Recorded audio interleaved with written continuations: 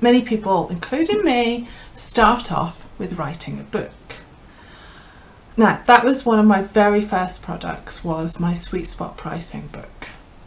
And it nearly stopped me altogether producing products, because it took me 3 years going to the office at weekends, writing the book, putting it all together, paying to get it edited, paying to get it edited again, paying for a coach to help me to write it, and it just took forever. I've spoken to many people who have written books, and they all have a similar, maybe not so bad, account of writing books, that it just is so much effort to make something good. A friend of mine wrote a book in a week, and he just dedicated his whole week to this. He had this hilarious account of him being upstairs typing away, getting to his 20,000 word count, which is a very small book, by the way. And he would take some pages when he'd written them, dash downstairs, speak to his husband, who would then edit them and bring them back upstairs. And between the two of them, they got it done in a week. Nearly killed him. That's one way to do it and get a book out. But you might not have the energy or a helpful husband to be able to do that. So the message here is that your standard sort of book, like any of these, even for Seth, one of my book heroes, takes a long time. And then you sell it, and you sell it for $9.99.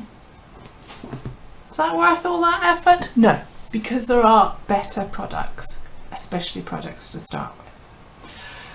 You'll see a theme coming out when I talk about these products, that in order to be able to charge a good amount of money for the product, you need to be able to differentiate it, you need to be able to add some sparkle to it, and you need to add perceived value. Your customer needs to see it as worth more than $9.99.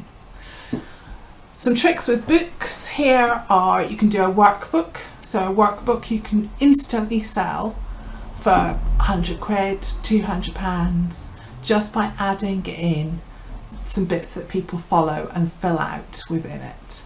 Because customers perceive a workbook as being, it has a different use case for them. It will help them to do a thing.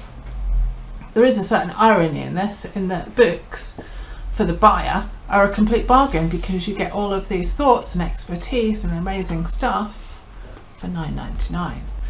But for us product makers, not so good. One way of making books more quickly is if you already have a whole set of content that you've made and you can edit that together. I did that for my second book, and I'd written some stories as an email, as a lead magnet really. Didn't work at all as a lead magnet, but I did enjoy writing these stories about the business owner Catherine. And I made that into a little book. I had all the content written, and I actually just gave it to somebody else to edit all together and put it out as a book. And I don't charge a huge amount of money, I think it's a £5 or something, but it means that I was very quickly able to have a second book.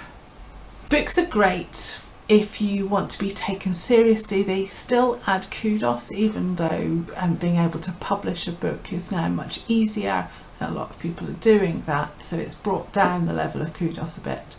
But saying that you're an author still gets people to take you seriously. But think about one of those quicker ways if you're dead set on writing a book. But my main advice would be, don't write a book, not if you want to make some money out of it or get a product out there.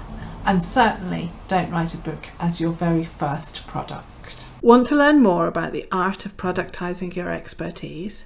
There are new videos here every week. Here are a couple of good ones to get you going.